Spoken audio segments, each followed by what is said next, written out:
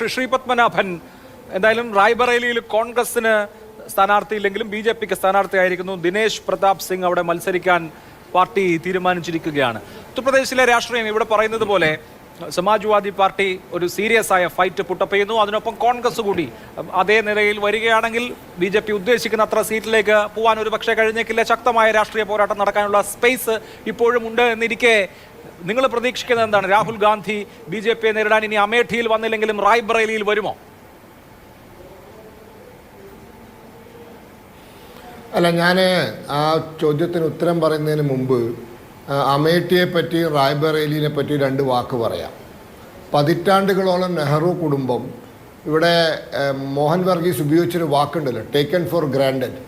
അങ്ങനെ കൈവശം വെച്ച് എന്ത് ചെയ്താലും ചെയ്തിട്ടില്ലെങ്കിലും ഞങ്ങൾ തന്നെ ജയിക്കും, ഇത് ഞങ്ങളുടെ കുടുംബവക മണ്ഡലമാണ് എന്ന അമിത ആത്മവിശ്വാസത്തിൽ കൈവശം വെച്ചിരുന്ന സ്ഥലമാണ്.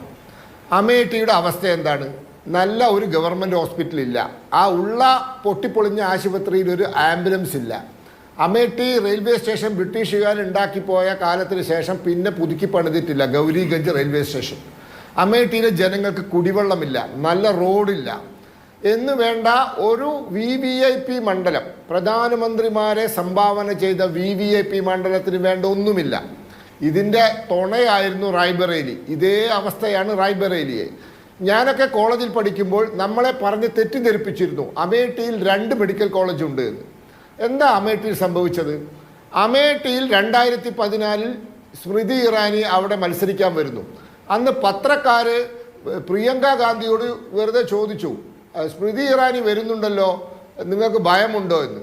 അന്ന് പ്രിയങ്ക ഗാന്ധി പ്രതികരിച്ചത് വിച്ച് സ്മൃതി ഇറാനി, ഹൂ എന്ന് ചോദിച്ചിട്ടാണ്. പക്ഷേ സ്മൃതി ഇറാനി അന്ന് അവർക്കൊരു മാസമേ സമയം കിട്ടിയില്ല, അവർ 1 ലക്ഷം വോട്ടിന് തോറ്റു. മാത്രവുമല്ല, ആ തെരഞ്ഞെടുപ്പിന് ശേഷം സ്മൃതി ഇറാനി ആ മണ്ഡലം ശ്രദ്ധിക്കാൻ തുടങ്ങി.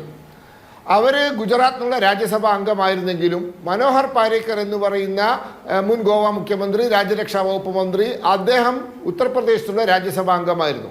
അദ്ദേഹത്തിൻ്റെ ഫണ്ടുകൾ ഈ മണ്ഡലത്തിലും ഈ ജില്ലയിലും തൊട്ടടുത്ത റായ്ബറേലി ജില്ലയിലും കേന്ദ്രീകരിച്ച് അവിടെ ഒരുപാട് വികസന പ്രവർത്തനങ്ങൾ നടത്തി. അതിനൊക്കെ സ്മൃതി ഇറാനിജി തന്നെ നേരിട്ട് ഇടപെട്ടു. മാസത്തിൽ 1 തവണ അമേഠി സന്ദർശിക്കുക എന്ന് ഉള്ളത് അവരൊരു സ്വഭാവമാക്കി മാറ്റി.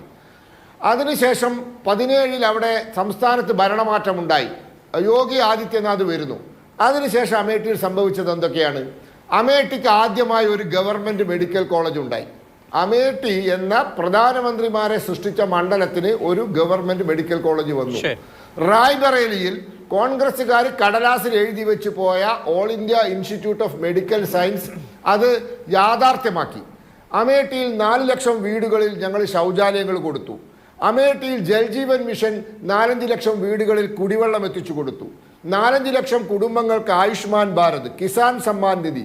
ഗൗരിഗഞ്ച് റെയിൽവേ സ്റ്റേഷൻ ആധുനികവൽക്കരിച്ചു, അതിന് പുതുക്കി പണിതു. കോൺഗ്രസ്സുകാർ ആകെ ചെയ്തത് അവിടെ ഒരു സൈക്കിൾ ഫാക്ടറി ഉണ്ടാക്കുമെന്ന് പറഞ്ഞ് കൃഷിക്കാരുടെ ഭൂമി ഏറ്റെടുത്തിട്ട് അവിടെ അവരുടെ ഫാമിലി ട്രസ്റ്റ്, അതായത് ഇവർ 4-5 ആൾ മാത്രം അംഗങ്ങളായ ട്രസ്റ്റിൻ്റെ വക ഒരു ഗസ്റ്റ് ഹൗസ് ഇവർക്ക് വന്നാൽ താമസിക്കാൻ. സ്മൃതി ഇറാനി അവിടെ ഒരു ഉറപ്പ് കൊടുത്തിരുന്നു, എന്നെ അമേഠിയിൽ നിന്ന് ജയിപ്പിച്ചാൽ ഞാൻ ഈ നാട്ടുകാരിയാവുമെന്ന്. അവരവിടെ കുറച്ച് ഭൂമി വാങ്ങി ഒരു വീടുണ്ടാക്കി. ഇപ്പോൾ അമേഠിക്കാരിയായി, അവിടുത്തെ വോട്ടറായി എൻറോൾ ചെയ്തു. ആ മണ്ഡലത്തെ സ്വന്തം കണ്ണിലെ കൃഷ്ണമണി പോലെ അവർ നോക്കുന്നു, സംരക്ഷിക്കുന്നു. അവിടെ റോഡുകൾ ടാർ ചെയ്തു, ഹൈവേകൾ 6 വരി പാതയാക്കി. റായ്ബറേലിയിലും ഇതേപോലത്തെ മാറ്റങ്ങൾ വന്നു. ഒരു നിയോജക മണ്ഡലത്തെ അവിടുത്തെ പാവപ്പെട്ട ജനങ്ങളെ അവരുടെ ജീവിതത്തിൻ്റെ അടിസ്ഥാന പ്രശ്നങ്ങൾ, കുടിവെള്ളം, വീട്, ആയുഷ്മാൻ ഭാരത് മാത്രമല്ല ആവാസ് യോജന, പ്രധാനമന്ത്രി ആവാസ് യോജന 40,000 വീടുണ്ടാക്കി കൊടുത്തു ഞങ്ങൾ ഈ അമേഠി ജില്ലയിൽ.